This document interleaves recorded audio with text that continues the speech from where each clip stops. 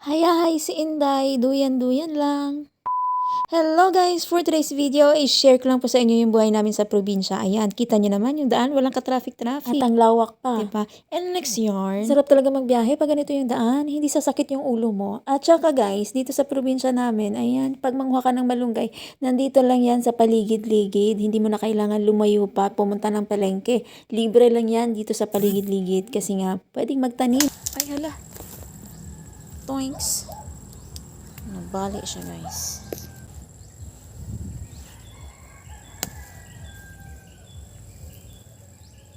Ay, naghanang salam. Ayun na nga guys, so dinagdagan ko pa yung kinuha ko mong malunggay kasi nakulangan pa ako. Ito yung bahay pala namin guys, ayan sa paligid. Ayun yung mangga. Ayun, medyo malawak-lawak yung paligid guys, kaya pwedeng magtumbling-tumbling at gumulong-gulong dyan. Charot. Masyado na palang matangkad tong mga malunggay ni Papa, kaya binabali ko na lang siya. Bibend ko lang sana siya guys, kaso masyado na siyang matigas, kaya napabali siya. May tanim din sina Mama at Papa na saging, kaya lang wala pa siyang bunga nang umuwi ako.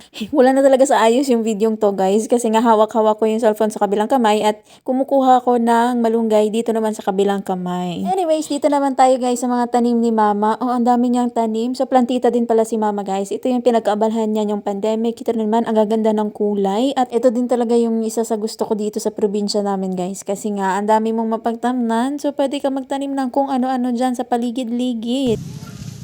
Hala. Dami ang bulak.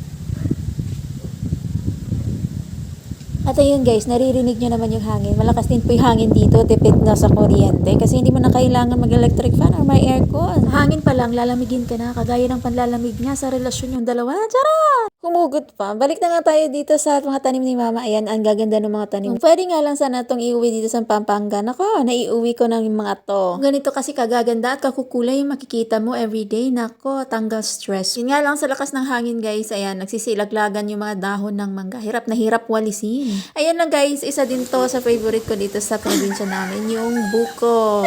Mamaligya ka? Pagpila? Mahal po si mong buko, 60-40 talaga nito. Mahal pag wish ka. Ayun na nga guys, yun, fresh na fresh from the tree yung buko. Kaya gumawa kami ng buko salad. So, libre na yan, galing dito. By the way guys, si Dirot pala yung pinakuha namin yan dyan, nung buko. Yung aso namin, charats.